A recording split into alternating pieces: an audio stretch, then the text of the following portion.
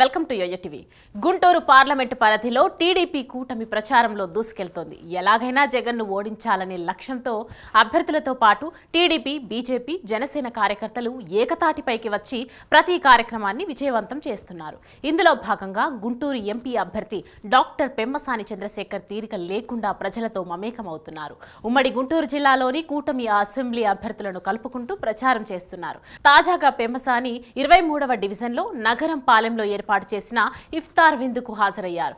ఇఫ్తార్ విందును సర్వమత సామరస్యంగా నిర్వహించిన మాజీ కార్పొరేటర్ వర్ధనరావుతో పాటు నగర క్రిస్టియన్ సెల్ నాయకులు కారంగి అనిల్ కుమార్, గంటా పెద్దబ్బాయి, షరీఫ్, ఫనీలను పెమ్మసాని అభినందించారు. అలాగే ముస్లిం సోదరులకు పెమ్మసాని రంజాన్ శుభాకాంక్షలు తెలిపారు. అనంతరం పెమ్మసాని చంద్రశేఖర్ను బ్రాహ్మణ కార్పొరేషన్ మాజీ చైర్మన్ వేమూరి ఆనంద్ సూర్య మర్యాదపూర్వకంగా కలిశారు. బ్రాహ్మణుల మద్దతు ఎన్డీఏ ఉమ్మడి అభ్యర్థులకు తప్పకుండా ఉంటుందని సూర్య తెలిపారు. అనంతరం టీడీపీ అధికారంలోకి రాగానే గతం కంటే ఎక్కువగా సంక్షేమానికి కృషి చేస్తామని పెమ్మసాని హామీ ఇచ్చారు.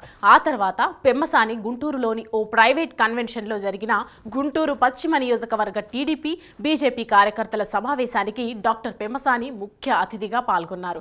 ఈ సందర్భంగా ఆయన మాట్లాడుతూ బీజేపీ అనేది ఒక బలమైన భావజాలం నుంచి ఉద్భవించిందని, దేశంపై ప్రజలపై ప్రేమతో పుట్టిందన్నారు. వాజ్పేయి, అద్వానీ విలువలతో కూడిన రాజనీతిజ్ఞులుగా పనిచేశారు. 2013, 2014 సమయంలో మోడీ పీఎం అవుతున్నారని తెలుసుకుని సంతోషించిన వ్యక్తుల్లో తాను కూడా ఒకటినని చెప్పారు. ఒక Swachh Bharat, make in India వంటి నిర్ణయాలు అమలు మోడీ వచ్చిన తర్వాతే సాధ్యమయ్యాయని అభిప్రాయాన్ని వ్యక్తం చేశారు.